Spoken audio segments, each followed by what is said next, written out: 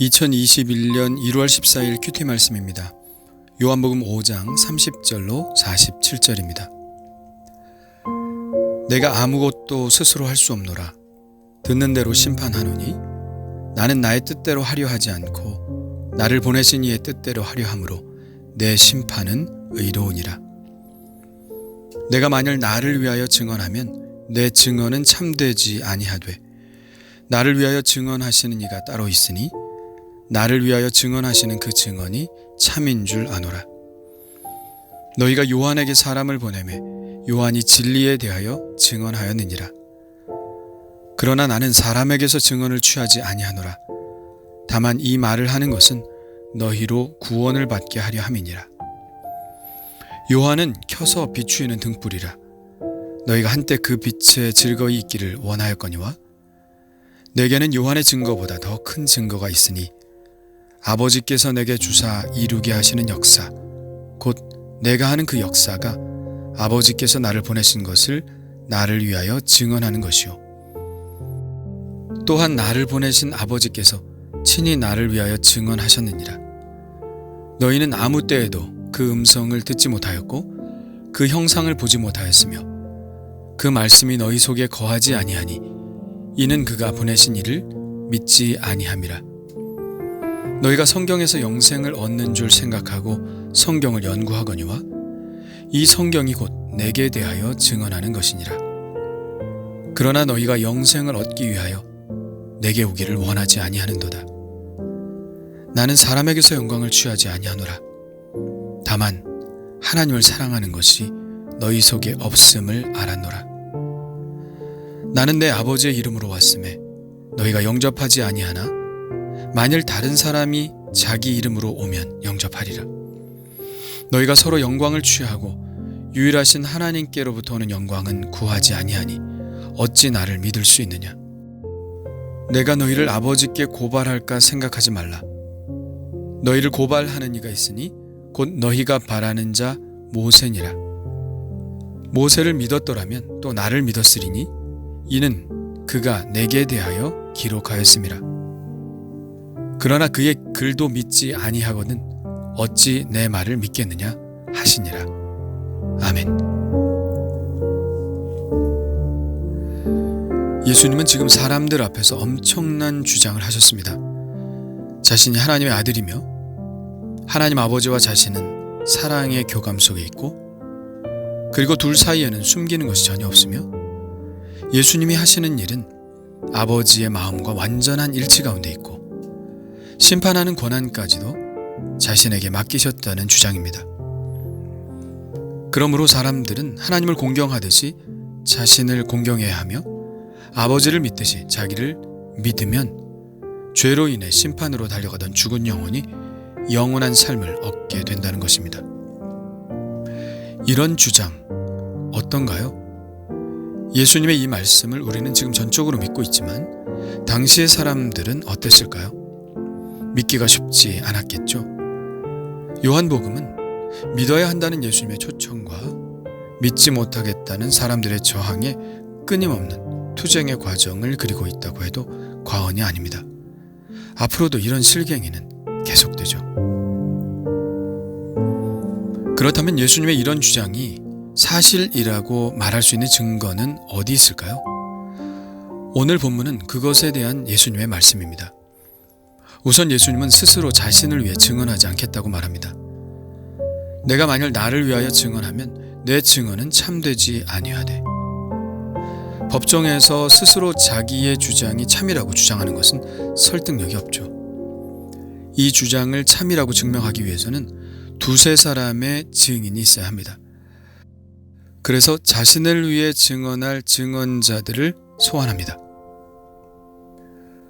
우선 예수님이 증인으로 내세운 사람은 세례 요한입니다. 33절입니다. 너희가 요한에게 사람을 보내매 요한이 진리에 대하여 증언하였느니라. 이미 그들은 요한의 증언을 들었습니다. 그는 그리스도도 아니고 엘리야도 아니고 그 선지자도 아니고 자신은 주의 길을 곧게 하라고 광야에서 외치는 자의 소리에 불과하다고 말했습니다. 그는 예수님을 바라보며 사람들에게 말했죠. 보라, 세상 죄를 지고 가는 하나님의 어린 양이로다. 그가 나보다 앞선 것은 그가 나보다 먼저 계심이라. 나는 물로 세례를 베풀거니와 그가 곧 성령으로 세례를 베푸는 이인 줄 알라. 내가 보고 그가 하나님의 아들이심을 증언하였노라. 이것이 바로 세례 요한의 증언입니다. 그러나 예수님은 세례 요한의 증언을 결정적인 증언으로 채택하시지 않습니다. 예수님은 나는 사람에게서 증언을 취하지 않는다고 말씀하시죠. 다만 세례 요한의 증언으로 어떤 사람들은 예수님을 영접하여 구원을 얻었으니 그 나름대로의 의미는 있습니다. 요한의 증언으로 요한의 제자들이 예수님께로 왔죠.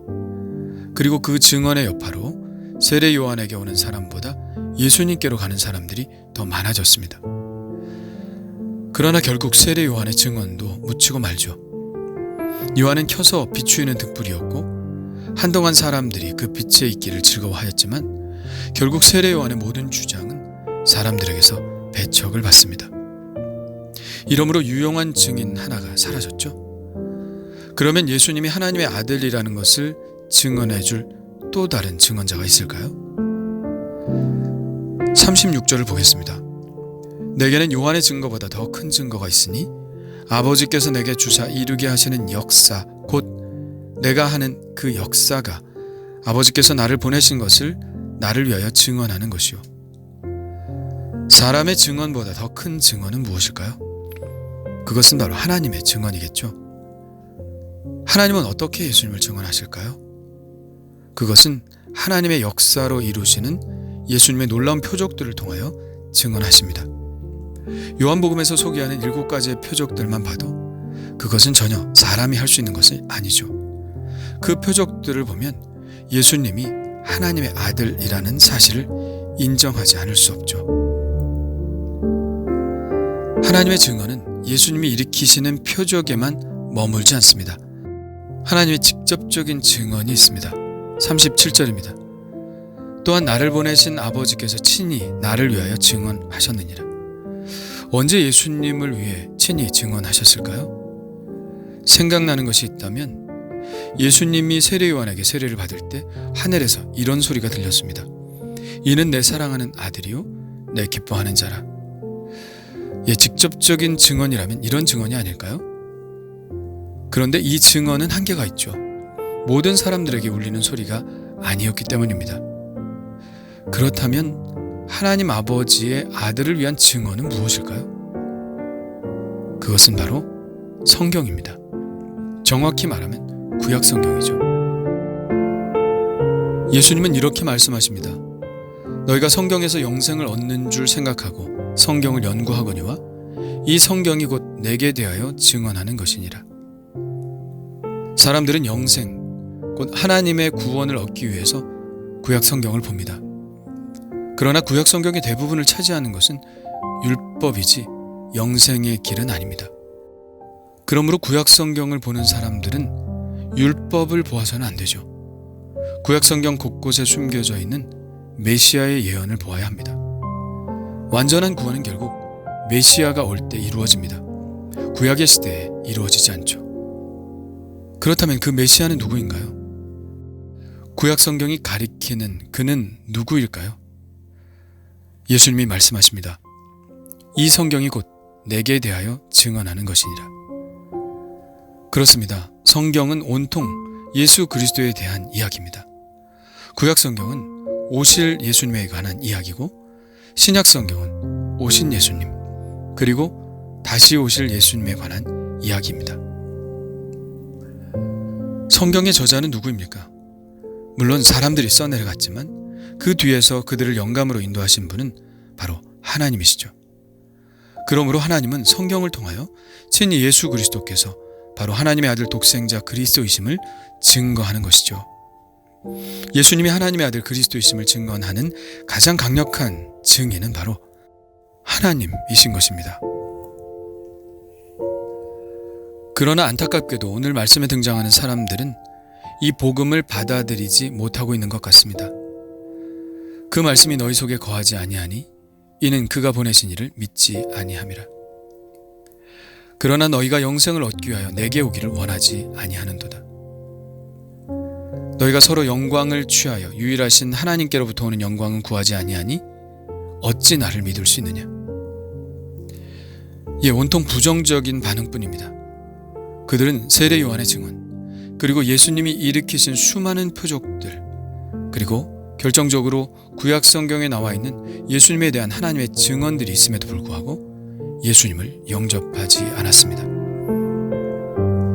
물론 그들이 예수님을 믿지 않아도 예수님이 손해 보시는 일은 전혀 없습니다. 41절에 나는 사람에게서 영광을 취하지 아니하노라 말씀하시지 않습니까? 그렇습니다. 우리가 예수를 믿지 않아도 예수님의 영광에는 전혀 손상이 가지 않습니다. 예수님은 그 자체로 영광이신 분이기 때문입니다. 그러나 문제는 바로 우리들이죠. 예수님을 믿지 않는다면 다가올 심판을 고스란히 받아야 하는 우리들이 문제인 것입니다. 40절에 말씀합니다. 그러나 너희가 영생을 얻기 위하여 내게 오기를 원하지 아니하는도다.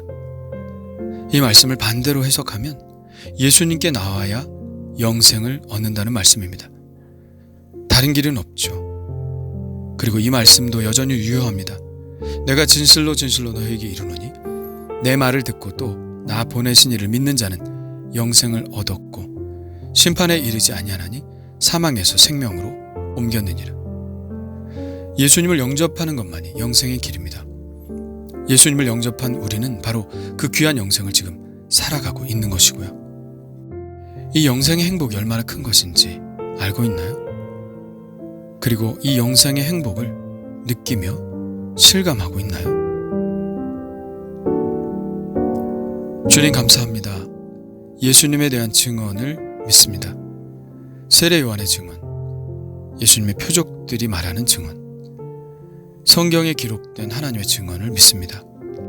믿고 예수님을 하나님의 독생자 그리스도로 받아들입니다. 생명이신 예수님, 제 안에 이미 들어오신 줄 아오니 영원한 생명을 가진 자처럼 생명력 있게 살아갈 수 있게 하옵소서. 제 안에 계신 주님을 찬양하며 예수님의 이름으로 기도합니다. 아멘.